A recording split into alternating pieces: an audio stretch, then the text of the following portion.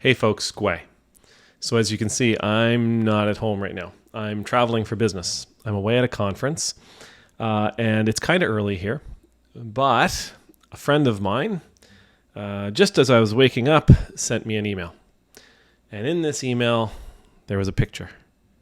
And this picture, well, let me show you what the picture was. That's the picture. Trump, Make America Great Again, 2024, endorsed by Jesus Christ. Now, this picture was put out by Roger Stone, a well-known supporter, backer of Trump, self-acclaimed political icon. I'm not sure anybody should acclaim themselves an icon, but there he goes. And what he said in his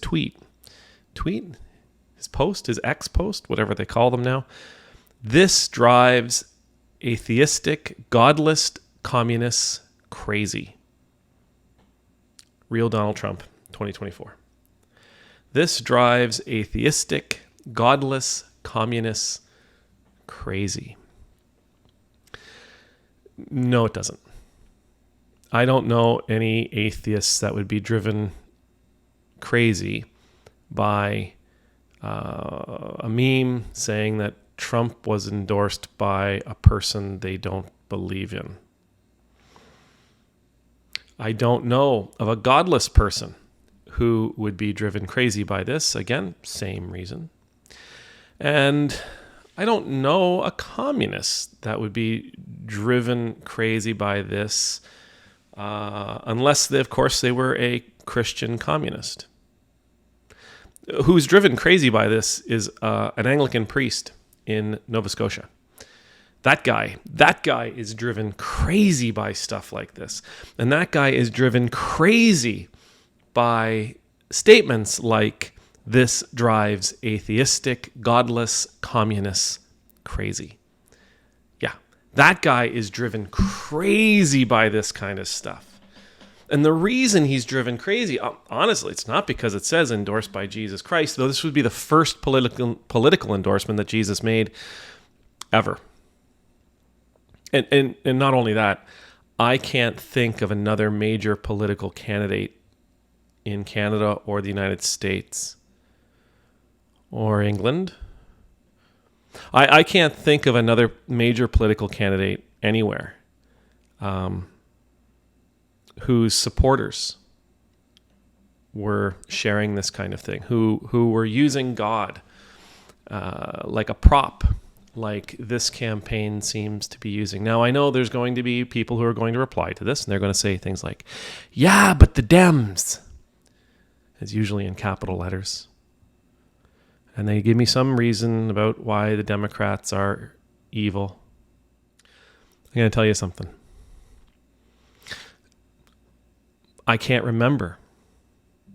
Like I said, I can't remember a major political candidate ever whose supporters and campaigns are leaning back on God like this. But I certainly don't remember a liberal or a Democrat saying things like this. You know, I've said it before. I don't, who you vote for is who you vote for. It's a responsibility you have. If Trump and his minions could simply stop using God as a prop, I would be able to stop talking about him. And I'll tell you, nothing I'd love more. The thing that truly bothers me about this, and the thing that I think is something that we can learn from, though I don't believe many of us would fall into this trap, though some of us probably do, and I probably do from time to time, but at no point in the Gospels does Jesus say, go out and own the libs. At no point in the Gospel does Jesus ever say, go out and own the Republicans, own the conservatives, own the, whoever. At no point does Jesus say, go out and see if you can get people riled up, right? Go out and stir the pot. No, go out and share, for sure. Go out and share the gospel, absolutely. Go out and share the truth. Yes, go and share the truth of Jesus Christ. Yes, for sure. Come, follow me, he says. He does say that. Go out, feed the poor, take care of people. Yep, he says that kind of stuff too. Heal. He says, go out and heal. Absolutely. Tells us to obey his command. He says, if you love me, you will obey my command. And my command is this, that you love one another as I have loved you. Jesus says all kinds of things, but he never, ever, ever tells us to use him, to use his name in an effort to drive anybody crazy. He doesn't ever tell us to go out into the world and tick people off. The message, he says, if you share my message, yeah, it's going to get under some people's skin. It's going to irritate some people. It's going to frustrate some people. They're going to persecute you for it. Your life isn't going to be terribly comfortable if you continuously share my message, because a lot of people really dislike my message. He does say that, but this ain't Jesus's message. And Jesus doesn't tell us to go out and do it purposefully. He doesn't say go out and get underneath people's skin. He just says share my message. That'll be irritation enough. Roger Stone is a confessed Christian. He claims to be a Christian. Christians don't want to drive anybody crazy. We don't want to drive anybody crazy. We don't want to drive our friends crazy. We don't want to drive our rivals crazy. We don't want to drive even our enemies crazy. We don't even want to drive atheistic, godless communists crazy.